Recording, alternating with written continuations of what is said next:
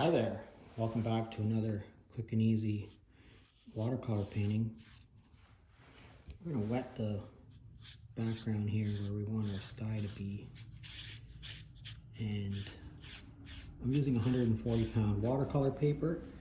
I would suggest to you to not use anything less than that. I'm going to pick up some blue paint and I'm just going to touch it. I'm not going to stroke it, I'm just going to touch it across the top of the page here. Just like that. And so what you're going to have is, you're going to have the paint moving from an area of high concentration where I touched it down to the, through the wet area. And I just made a bit of a boo-boo there. I'm just going to touch that with a tissue. Great thing about watercolor paper is you can just touch it with a tissue and suck the paint that you don't want right out. And I'm just going to tip my board up here a little bit. I just got this on a bit of a piece of plywood here that I use quite often, and just let the paint run down.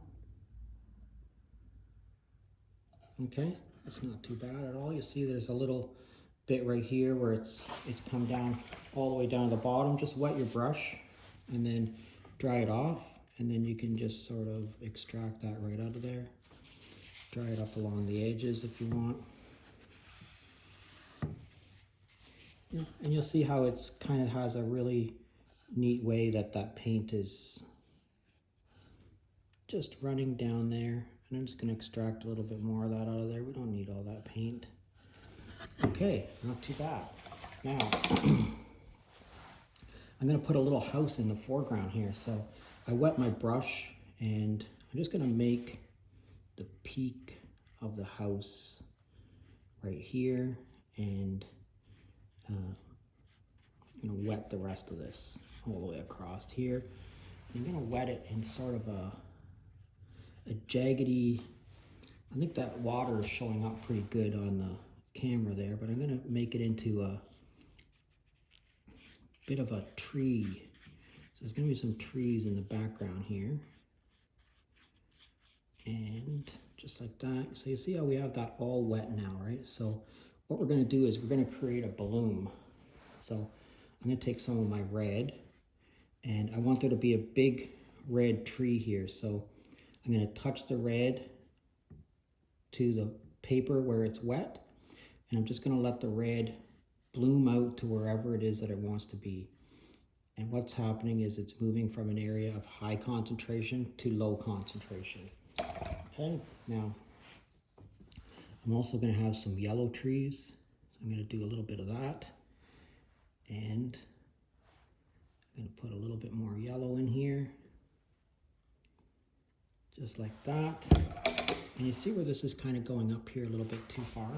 So I'm going to take my wet brush, dry it off, and I'm just going to touch it where I don't want that paint to go to, and it's going to dry it enough that it won't bleed out anymore from that area, okay? So that's what we're going to do. Just keep drying that off like that. Yeah, this turned out pretty cool. Okay, and I need a little bit of green down here. I'm going to make a little bit of a green tree. So I'm going to get again, a little bit of green paint right here. And we're just going to let that bleed. And the same right here, a little bit more green. And we're just letting that bleed out, okay? We're not trying to guide it or move it. Just let it do its own thing. You see how that's turned out pretty cool. I'm going to extract a little bit more paint right here because it's still getting outside of where I think a natural tree would be. Again, I'm going to dry it off a little bit more. Just keep extracting there. Okay. That's turned out pretty cool. See how that green's going around there? I don't really want that to happen, so again, I'm just going to touch that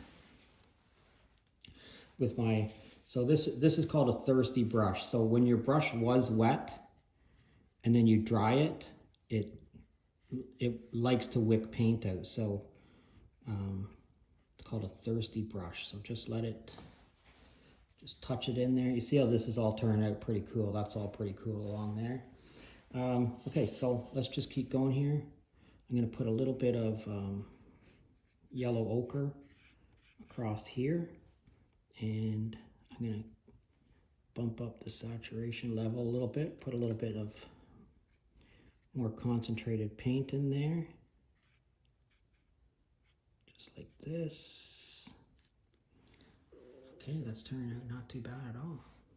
Okay, now we're going to let this dry, and you know, keep using your thirsty brush if you want to manipulate where things are, but let's let this dry and we'll come right back. Okay, so I took my hair dryer to that and just gave it a quick little dry. I'm just going to put some windows or doorways in here.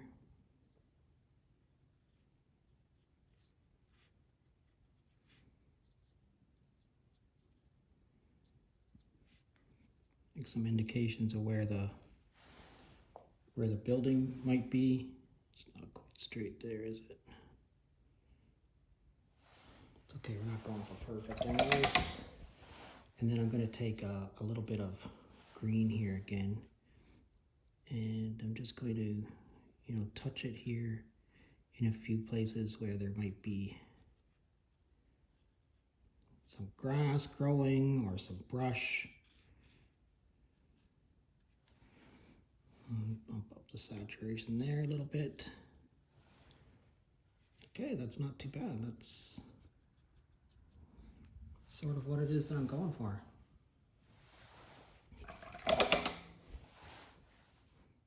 Take a little bit more yellow. Put some more yellow in there. Cool. Okay. That's it.